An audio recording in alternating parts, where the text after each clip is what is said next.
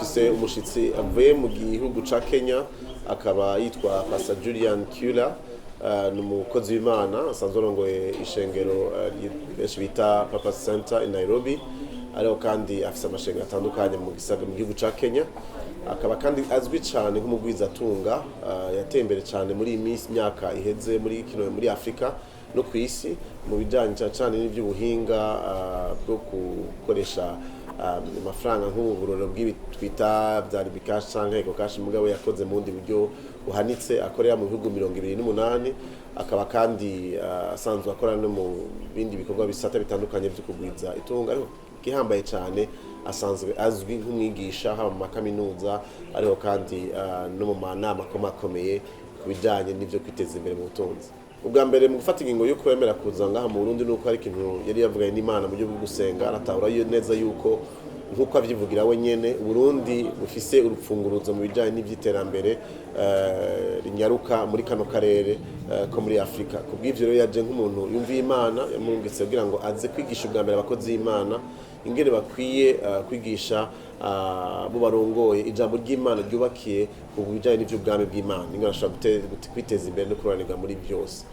Ikindi naco rero ku munsi wa gatandatu turafise aho ikiganiro azogirana hamwe n'abagwizatunga baba bakiri bato canke abageze go hejuru mu bijanye n'ivyo kugwizatunga muri kino gihugu rero abigishe abacira umugani ababwira ingene yashoboye ari umunyafrika ari muri Kenya mugashoboye gutera imbere ku rwego mpuzamakungu anabereke n'ibishoboka kugira ngo umuntu ashobore kwagura ibikorwa vyiwe gushika ku rwego mpuzamakungu. Azofata n'umwanya rero wo gushobora kwigisha amabanga makuru ashigwa mu ngiro y'umuntu agomba kugira ngo igikorwa ariko arakora gitera imbere gushika mu bice bitandukanye vy'isi.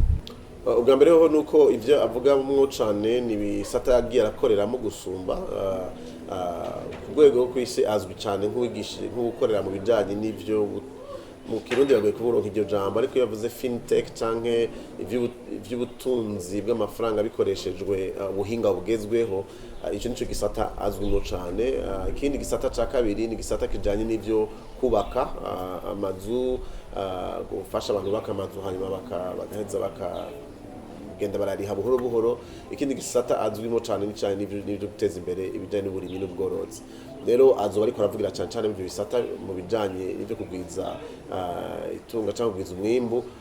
bijanye n'ivyo yakoze kandi afitiye ivyemezo yuko bishoboka muri Afrika. Ngomba guterera kamo rero ubwa mbere ho abakozi b'Imana nizere yuko utwaye twabasabye bashoboye kwiyandikisha kugira ngo ku munsi wa gatatu ku wa kane ku wa gatanu bashobore kubana nawe kuri Kiri Garden aho azoba ariko arigisha ariko bisaba ko umuntu aba yiyandikishije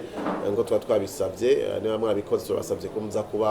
muri kumwe n'umukozi w'Imana ahagarara cyane ku ijambo ry'Imana. Ku munsi wa gatandatu ni kuri Club du Lac Tanganyika aho dutumirira abagwizatunga kubera atariyandikisha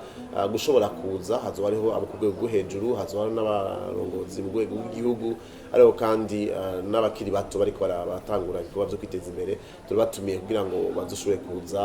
bakurikirane izo nyigisho ku munsi wa Mungu isaha 10 z'umuhingamo hajya ku ishengero rya Oasis Christian Center mu Kinindo iruhande ya Royal Palace azogira ikorane cugururiye bose aho azari kuvuga ubutumwa bwiza bwa Yesu Kristo. Rero kubw'ivyo murahawe ikaze tukumwe n'abakozi b'Imana n'abandi batandukanye mashengero akora ngaha mu gisagara ca Bujumbura twiteze ko tuzogira ibihe vyiza.